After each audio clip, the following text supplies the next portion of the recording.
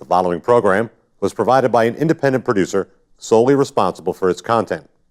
The opinions expressed do not necessarily represent the views of this station, its staff, board of directors, or underwriters. Saving and investing can be confusing and overwhelming. We're here to break through the noise, misinformation, and confusion with easy-to-understand concepts and tools that you can put into practice right away. Whether you're a novice investor or an old pro, join Jason as he explores different topics on investing and personal finance. From 401ks to better budgeting decisions, we'll cover it all. Our investment guidance will give you the comfort and security of knowing that you're on track to achieve your goals. It's time to rise above all of the distractions of daily life and take control of your financial future. Welcome to Financially Fit with your host, Jason Haviland. Hello, and welcome to Financially Fit with Jason Haviland. I'm your host, Jason Haviland. And today I'm joined by Sarah Coletti, Director of Sales and Marketing at the Blair House. Thank you, Sarah, for joining us today. This is great. And today we're going to be talking about elder care, nursing home, the financial issues, the emotional issues. If you have parents or other loved ones who might need this kind of care, I'm sure you've got 1,000 questions running through your head like I had when I had somebody in this situation. Sarah, I know you've had somebody in this situation. So today we're going to unpack all those details, all that information, and hopefully give you the information that you need to make smart decisions, both financially and emotionally, for you and your family. So Sarah, thank you again for joining us today. Thank you so much for having me. Thank you for being here. So before we jump in, I'd love for you to share just a little bit of your story about your father. Sure. And sort of how you've dealt with some of these issues personally, and then we'll jump in to set some context on what everything means and help our viewers Sure, understand. absolutely. So my father was diagnosed with early onset Alzheimer's when he was only 51 years old, which is very, very unusual. It is kind of gaining traction now. There are more people being diagnosed early, and that's a good thing because the testing has increased earlier. But it still was very unusual at the time. He did have a 10-year decline, so he did pass away at the age of 61 just about 3 years ago now. So my mother and my brothers and I, and obviously extended family, did take care of him for that time. He really got very bad probably after about Difficult, 5-6 yeah, years. So we had home aides. We did have a goal of keeping my father home for the entire duration. We really wanted to be home as long as possible. So we had a series of home aides that we used for a number of years with different home care agencies, which we'll talk about too. And then in the last few months of his life, he was in a nursing facility, a skilled nursing home, and we had hospice involved. And the end was very peaceful. But obviously, you know, it's a really hard disease watching someone decline for that long. So, and then I had a grandfather as well who also went through it, but very different because he was in his 90s. Right, and that progression is probably, you know, the difficulty of that progression is probably very similar for a lot of families trying to deal with loved ones in that situation and trying to figure out how to manage it. Yeah, and you have to learn how to navigate the whole system because you've never been through it before. And that's really the toughest part, and obviously why I'm here with you is, you know, you don't know to plan until you're in it sometimes. And, you know, the things that we know now, that's kind of the best part about my father going through all that is my mother and I and my extended family are so much more versed in what to do. But most people don't have that. All right, so let's try to share some of that knowledge. So let's first talk about the different kinds of care, right? Let's sort of go from maybe the least amount of sort of intervention or assistance that you get from somebody up to, you know, the fullest or most complete levels of care. And let's just understand what some of those are called, the terminology around those, and just describe those. Sure, and I'm glad we're going to go through this because I think there's a lot of misconceptions about the different types of care that you can get now and the different types of living arrangements that you can get now. what is independent living versus assisted living. So we're going to talk there's a about lot a of little bit of terms that. in this space. There yeah. are. There's a lot of Yeah. different terms. There's a lot of, companies making decisions on terminology and branding to Yeah. appeal to people. Right. And it's obviously leads to confusion for the general public. So there's a few different types of care options. So we have home care, which is Right. aides coming into your home, which we'll talk about. Okay. We have independent living that can sometimes be called congregal living or 55 plus communities, senior All right, communities. so that's the kind of thing where I see the big sign. It says 55 plus. Yeah. So they look like condos. Yeah, That's exactly. That And then we situation, have assisted living, Okay. and when we have enhanced living, and then we also have nursing homes, or they're also called skilled nursing facilities, 24-hour care facilities. Okay. And lastly is adult day health programs, or Okay. also called adult daycare programs. All right. So we'll kind of go through those. So home care, what is home care? Home care is you're hiring people Yep. to come into your home and care for your loved ones. And there's different levels of experience and qualifications that your loved one may need. Right. Some are solely companion services where someone will come into your home, you will pay them an hourly wage to cook for your loved one, play cards with your loved one. Yep. Just make sure that they've taken a shower and gotten Right. dressed that Little day. check-ins kind of And then we situation. kind of go Yep. up in the nursing level of care. So you can hire home aides that will be CNAs, and they can help CNA, with let's personal just care. list what's CNA, just so everyone. Certified nurse assistant. Certified nurse assistant. Yep. So they're registered to perform a higher level of care Correct. to somebody. So they are registered and trained, and they've gone to school to provide personal care, or they can also help with medication management. They cannot crush medicine or do injections or help with any sort of wounds or anything like that, but they can help a little bit higher up with levels of care that someone might need. And then that leads me to just more registered nurse care. So Okay. you can hire aides that are registered nurses that can come to your home, and if someone does need injections again, or they've had surgery and they need care for their wounds. Yep.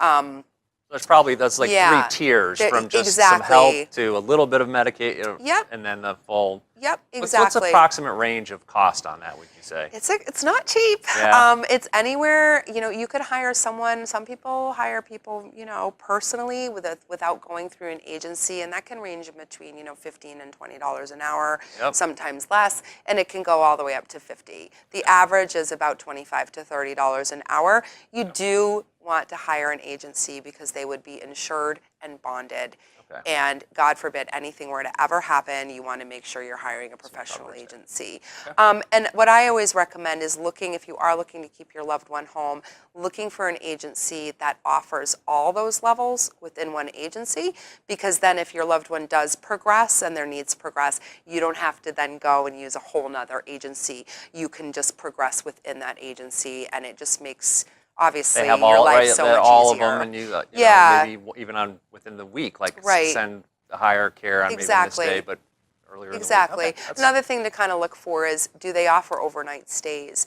Do they, would they actually spend the night if you needed it, if you needed to go away?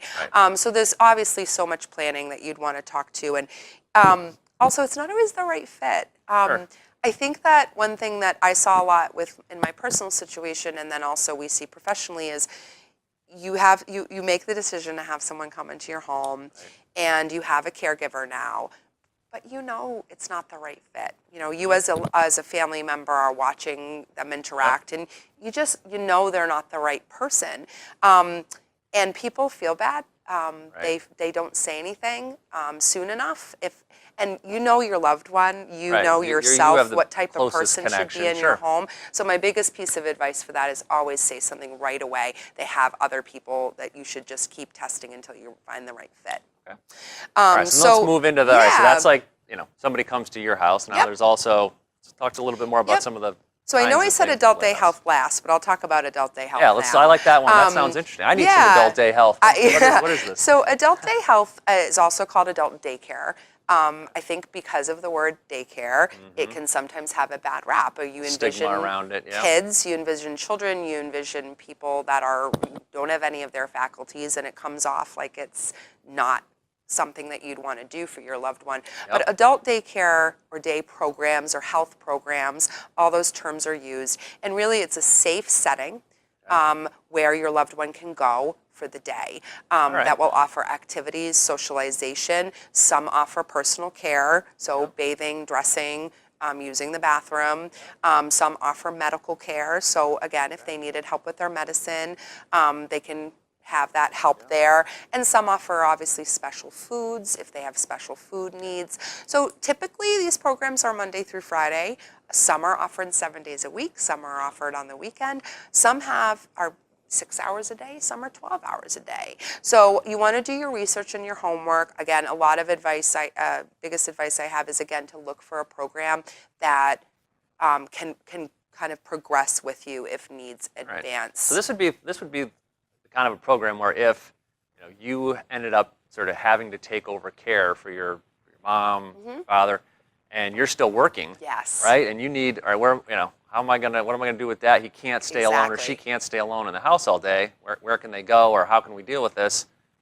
Maybe just even having a nurse come in for part of the day might even be unsafe. Correct. This would be the kind of program where you go, you drop them off, they stay the day there, and then that's right. You pick them up at and the end of the period. It's a great opportunity for socialization and brain stimulation. There's so much talk about keeping your brain healthy, keeping your brain engaged, and this is a way to do that and have friends. Our program, at least at our facility, offers cooking classes. Yoga instructors come in. They do outings every week, and our clients pick where they want to go. Great. They go, out shopping. They'll go out to lunch. There's so many, amazing things that they do. And for family members, these programs can really be lifesavers. The cost is typically between, if you're paying out of pocket, what are these costs? typically between $60 to $100 per day. Some also offer transportation services back and forth, so that can be fantastic really too if you're still working. Some insurances cover it. You usually have to have a screening through an elder services office. So for instance, there are a number of programs that are Mass Health certified if a viewer has Mass Health, where it's completely covered and free, including transportation. So it obviously depends, but that can help cut back the crazy amount of cost for home aides if your goal is to keep your loved one at home. Okay. All right. Let's move into the next. Sure. All right, so that's maybe after you've sort of progressed. It's not even past the point now where you're sort of going to somewhere for the day. So the next one, independent living. I'll talk about independent living a little bit. Independent living isn't necessarily where you've progressed. A lot of individuals make the decision more of a choice to move as part of good planning choices. And this is something that you'd obviously want to meet with a financial advisor about. Independent living or 55 plus communities, senior communities are called kind of all different things, enhanced living. Probably with lots of different amenities, right? You can imagine them like a condo association having different amenities based on. So you're buying a condo. And the condo then caters, the community then caters to seniors specifically. They have activities catered towards seniors. They might offer services or have services on site, such as doctor's offices or physical therapy offices or, podiatry offices, things like that. Yeah, the convenience services that you typically might need. But most do not include any sort of aid care or home aid care. That would be an additional cost. You would still have to hire those people even though you live in a 55 plus community. So if your needs increase, you either then need to keep paying for home aides to come in, or you need to still move to another facility. All right, and the cost there, that's going to be really probably a broad range from smaller, more modest facilities to larger, bigger, and you could either buy or rent. So there's probably a pretty wide range. Yeah, I mean, typically the units that at least I've seen in this general area, most of these facilities are new and do cater to more wealthy individuals. So they do range anywhere between $300,000 for a 2 to 3 bedroom unit, all the way up to $1 million plus, depending on what you're looking for. Okay. All right. Next progression. Let's go. Maybe a progression after that. That was more. That was more of a choice, and this feels like the right lifestyle choice for us. Where do we go next? So the next is assisted living. Assisted living communities are apartment communities where you are in essence a tenant, just like you would be if you're a regular individual. So you sign a lease? Yeah, you sign a lease and you're renting an apartment. And you are protected under any tenant laws through the state.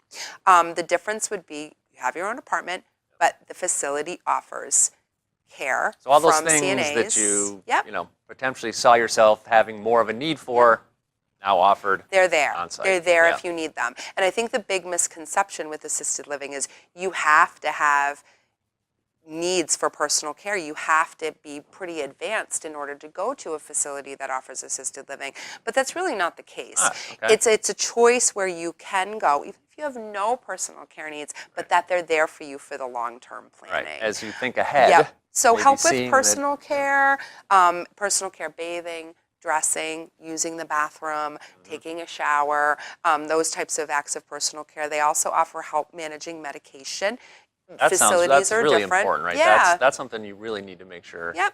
Exactly. Get right. Exactly. So, and assisted living communities try to make things completely all-inclusive. Right. So you're not just renting the apartment, you're renting an all-inclusive apartment Right. that offers meals, snacks, all your utilities are included, cables included, phone is included. Right. Everything is included in one package. So it eliminates the need to have multiple bills and just puts it all into one package. Okay. And what's the approximate range on costs for? It's not cheap. facilities? Yeah, this If we're you gonna do- we're gonna get yeah, into the costs in a little yeah, bit here, but it's this not one cheap.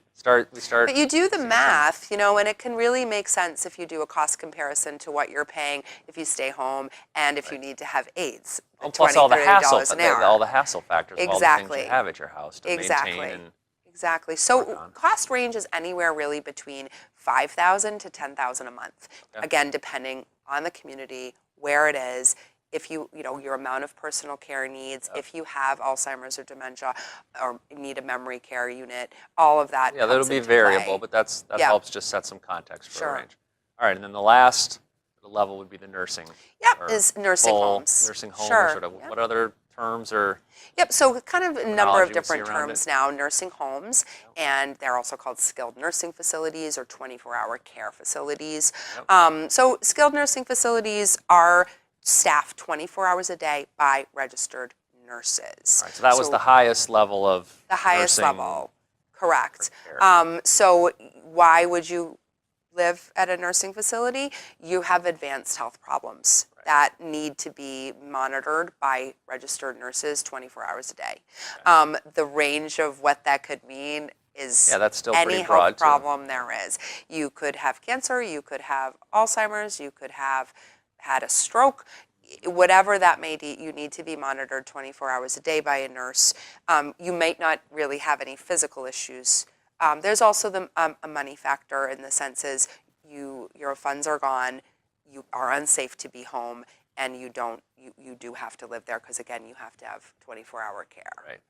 And how do you? Do you have any sense sort of, or is it just sort of every family has to sort of determine when it's time to move from an assisted living kind of a situation into a nursing care? Like how do you? Yeah, sure. How do you assess that? So that again, each transition time? community is licensed in a different way as far as assisted living is concerned. Some can do if they have registered nurses Yep. in place, you can age in place and remain at that assisted living community. But many in this area in Massachusetts and New Hampshire do not have that capability. So for instance, if you're living in an assisted living community that does not offer the ability to do injections or the ability to crush medication, or if your loved one is living there and they cannot walk anymore and they need more than a lift to move them Yep. from bed to chair, then an assisted living community may not be appropriate anymore because their license doesn't allow for The kinds of things the you types need. of care they need. So is it common to have the assisted living and the nursing home sort of care in the same sort of facility or campus? No, Okay. it's not. Okay. It's definitely not. And, that's part of kind of the planning thing that you really want to do. You want to look for a community that can remain with you for the long haul, that can Okay. remain with you for a longer period of time. But if you pick a community that can't kind of follow you through the continuum of care. Right. You still then want to do your research on, okay, then where would we put mom next? Right. What are we going to Where do would when we we wanna go from, if we go? start here, we can't go to a nursing Exactly. from here, where do we? Exactly. Yeah. So they're not all. I mean, I think that the healthcare industry is seeing that more and more now. That building facilities that can accommodate all those needs are very, they're beneficial. But it's hard to do. There's a lot of regulations with the state. Okay. So, all right. So that was a great sort of tee up of the different kinds of care, and that we just talked about last around. Is that progression of care potentially available within a campus or a single facility area, or do you sort of have to move them around? Let's talk about some of the other factors that go into deciding how you might pick a facility that you either want to start at, or in an ideal world you can sort of progress through sort of along the way. And I do just want to say too first just that there is a stigma around the word nursing home. I mean, and I like to bring this up, just that there have been so many regulations put in place in the last 30, 40, 50 years. Nursing homes 50, 60, 70 years ago were not the nicest places. Right. A lot of us, I think, have a mental picture of... They are not all created equal. Right. Some are beautiful, some aren't. Some of the buildings are older, but it's one of those things where these communities, if they're run well, are thriving communities of a number of happy people that are happy. It's not all sad and just a sad atmosphere. So I just want to bring that up. That's absolutely true, and I appreciate you being here. So I will also say, in my tour of Blair House, I absolutely saw that. You could see that in the interactions between the staff and the residents, and just the general mood of the place felt sort of upbeat and cheery. And it is assisted living and nursing. You've got you have to understand what it is, but for what it is, I thought it was very. It's great to see those kinds of interactions. It is. In that move. All right. So one thing I know is that a question that gets asked a lot about these kinds of facilities. People don't think about this, but it's the food. Yeah. Right? Oh my gosh, everybody talks about the food. Tell us about the food and sort of why. I mean, it sort of makes sense that that's on people's mind. Yeah. Right? But why does that? Why do you think that becomes such a big question and a sort of pivotal part of making this choice? I think that who's making these decisions, right? I mean, usually who's making the decisions about moving their loved one to a community like assisted living or adult day health programs or nursing homes are their children. Right. And their children want to make sure their parents or their aunt or their uncle or spouse or whoever that may be is well taken care of. And that's the love coming through, that they want to make sure their loved one is going to eat. Right. And also eat healthy, good food. Yeah, good food. So it's a very natural question, but it's funny because it is like one of the most biggest thing people ask about. Nursing facilities have to have the ability to work with all different types of dietary needs. So if you're a diabetic, if you're gluten-free, if you need low salt, many need ground food or pureed food because you have chewing issues as people age. So, but variety, is key, and most facilities know how important food is to residents. That variety, you want to look for variety, and obviously you want to just look for the ability to, again, manage people, everybody's dietary needs, whatever that may be, or likes and dislikes. Okay. Now, I think we skipped over the cost. What's the cost on the nursing home? Sure, not cheap. Now, it's even. We did miss that. We did. Not on purpose, right? Yeah, but it's high, right? That's why nursing we're talking facilities, if you reach, it obviously just depends on why you're going to a nursing facility. Okay. If you're going to a nursing facility for a short-term stay, meaning you need some rehab, you need some physical therapy, maybe you fell, or you need some occupational therapy because you had a heart attack or whatever that may be, insurances will pick up the cost for that depending on what insurance you have. If you get into more of a long-term stay and you do need to pay privately until you switch over to a Medicaid type program, it can range anywhere between $300 a day all the way up to $700 a day. That's a lot, right? It's a lot of money. You're looking at $10,000 to $20,000 a month, which is big bucks. Yes, let's talk about that for just a second. We're not going to get into the details of financial, but how do people pay for that? Like I know, you have to. Some people may have some assets, but boy, that's a lot, right? That's a lot. Have you seen anything? Just tell us. Maybe just talk very briefly about like a couple things folks should think about that they might. I know there's some vet benefits sometimes. Like, what are Yes. some things that Yep. how do people pay that? Right. I know. Well, most of the time it's through their own income. Right, so whatever they've saved or again, income they have if coming we're in. talking specifically about seniors, Typically, yeah. most seniors have a lot have pensions. And they're very lucky to have pensions, and they worked hard for them. Right. Social Security. Yep. The Veterans Aid and Attendance Benefit. If you Yep. were a veteran, Something to look into. you may qualify for an aid and attendance benefit that can pay out up to $2,000 a month. It's an amazing benefit if you qualify for it. Many seniors have savings, or they have accounts that they've created, or annuities or 401ks that they can pull from, or they have savings, straight savings. Some are in such a crisis situation that they sell their house. Right. And a lot of times families are supplementing. So, mom might have $4,000 a month in income, but she needs to move to assisted living, and the cost is $6,000 a month. And then we see a lot of this. There's 4 kids. Right. Those 4 kids all pitch in to pay for the rest. Right. And that ends up not being that bad of a hit. Again, for a little it's while, very right? circumstantial. The longer they're in that type of care, Yeah. right? That can really Yeah, start to add up. and obviously the ones who have planned and saved and met with, Right. elder care lawyers and financial advisors are the ones that really did it right. The other just last way of payment is long-term care insurance. Right. Long-term care insurance is not common. Most people never thought to get it, or the cost was now too absorbent to get it, or they don't qualify. But the people that did get it, it's an amazing thing. Right. And it's also important, I'll put a sort of plug in for the rules around, you may have heard the term spend down, right? People have heard that, right? That's where you spend your assets so that you qualify for federal or state That's programs. That can also be a real complicated situation to navigate. So another place you might consider reaching out and getting some help before you endeavor to do that. All right, I have one last question before we wrap today. So I remember when my grandfather, when I was visiting him in a care facility, he'd always invite me down to the cafeteria for a cup of coffee, right? And he'd say, Jason, want to come down and get a cup of coffee? I would say yes. I'd go down there, and quite frankly, the coffee was terrible. So how is the coffee at Blair House? Is it if I get invited for a cup of coffee, will it be great coffee at Blair House? I think it's good coffee. Is it Starbucks good? Yeah.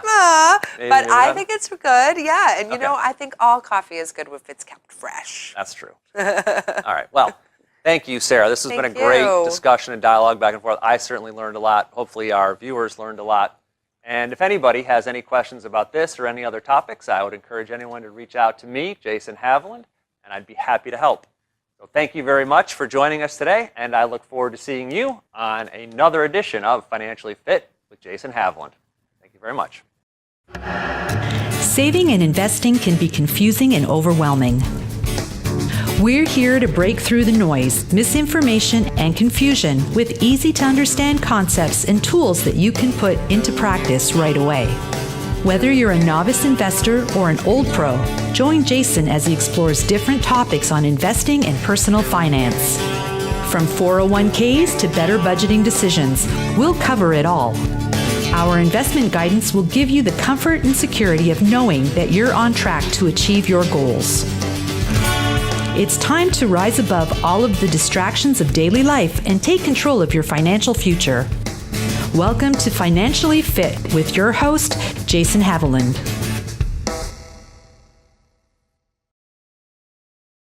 The preceding program was provided by an independent producer solely responsible for its content. The opinions expressed do not necessarily represent the views of this station, its staff, board of directors, or underwriters.